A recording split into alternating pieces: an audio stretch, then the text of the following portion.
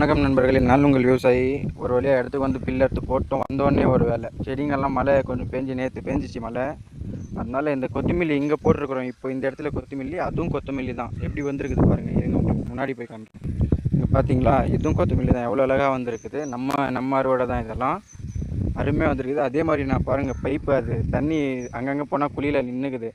நம்ம ட்ரிப்பு மாதிரி ட்ரிப்பே தேவையில்லை நம்மளுக்கு. சும்மா ஒரு 10 நிமிஷம் இது மாதிரி பிடிச்சா அழகாக தண்ணி நனைஞ்சிடும். அந்த பைப் பாருங்கள் எப்படி ரெடி பண்ணினுக்கிறேன். அழகாக அப்படியே மலைச்சாரல் மாதிரி தூதான்.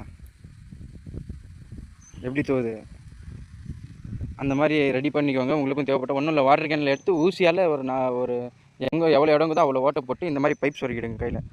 அழகாக இருக்கும். வந்தோடனே அது ஒரு வேலை வச்சுட்டாங்க. சரி, இந்த வைக்கல நாம தான் இங்கே செய்கிறது, நாமளே வச்சு இது பண்ணலாம் அப்படின்ட்டு போயின்னுக்கிறோம். இங்கே குச்சிக்கிழங்கு செடி நட்டுருக்கேன், அதுவும் தெரியும் உங்களுக்கு. அது 3 நாளில் துளிர் வந்துச்சு நண்பர்களே. அது சின்னசாக துளிர் வருது. நம்ம பூசாப்பில் பாருங்கள் எவ்வளோ லேட்டாகுது வரதுக்கு. இன்னும் வரலை. மாடு எப்போ சாப்பிட்றது எப்போ இதாக வருது, வரும், லேட்டாக வரும்.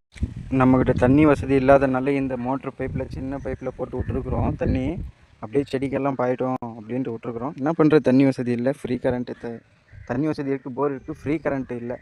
கரண்ட் பில் ஓவர் ஆகும் அப்படின்ட்டு சைலண்ட்டாக இருந்துருக்குறோம். இங்கே பாருங்கள், சிறுகீரை போட்டேன், எல்லாம் அழிஞ்சிடுச்சு ஃப்ரெண்ட்ஸ். மழை வந்து எல்லாம் நின்று சுத்தமாக அழிஞ்சிடுச்சு. மழை வந்தால் தண்ணி இங்கே தேங்கும், நல்லா தேங்கும். எல்லாம் வேஸ்ட் ஆயிடுச்சு, பாதி இதாயிடுச்சு. விடுங்க, பார்த்துக்கலாம். சின்ன இதுதான், பட் இருந்தாலும் அதுக்கே எவ்வளோ கஷ்டப்படணும் விவசாயம் உங்களுக்கே நிறைய பேருக்கு தெரியும்னு நினைக்கிறேன். சரி, அப்படியே டைம் வேறு 11 மணி ஆயிடுச்சா, சாப்பாடு வேறு வந்துச்சு. சாப்பிட்டு வந்துடலான்ட்டு சாப்பிட போய் உக்காந்தோம். சாப்பிட்ற நேரத்தில் நம்ம நண்பர்கள் வேறு வந்துட்டாங்களா. நம்ம வளர்க்குற கோழிங்க தான் நண்பர்கள்னால் அவங்க தான் நான் சொன்னேன். நீங்கள் ஏதாவது தப்பாக நினச்சிட்டு போகிறீங்க வேறு யார் ஒன்று. நண்பர்கள் வந்தோடனே சரி அவங்களுக்கும் கொஞ்சம் சாப்பாடு போட்டு விட்டோம். அருமையாக சாப்பிட்டாங்க. ஒரு வழியாக எப்படி எல்லா வேலையும் முடிஞ்சு ரெஸ்ட் எடுத்துக்கிறோம். ஒரு அரை மணி நேரம் ரெஸ்ட் எடுத்துகிட்டு போகலான்னு வந்தேன். ஏன்னா சாப்பிட்டேன், லேட் டைமிங்கில் சாப்பிட்டேன். ஏன்னா அப்படி தான் கஷ்டப்படுறவங்க அப்படி தான் சாப்பிடுவோம். ஒரு வழியாக எல்லா வேலையும் முடிஞ்சிச்சு. ஒரு 1/2 hour ரெஸ்ட் எடுத்துகிட்டு இனிமேல் போகலாம். ஓகே ஃப்ரெண்ட்ஸ், பாய். இன்னையோட பிளாக் அவ்வளோதான் முடிஞ்சு. நாளைக்கு வேறு பிளாக் வரும். அதுக்கு லைக் பண்ணுங்கள், ஷேர் பண்ணுங்கள், சப்ஸ்கிரைப் பண்ணுங்கள், எல்லாமே பண்ணுங்கள் ஃப்ரெண்ட்ஸ்.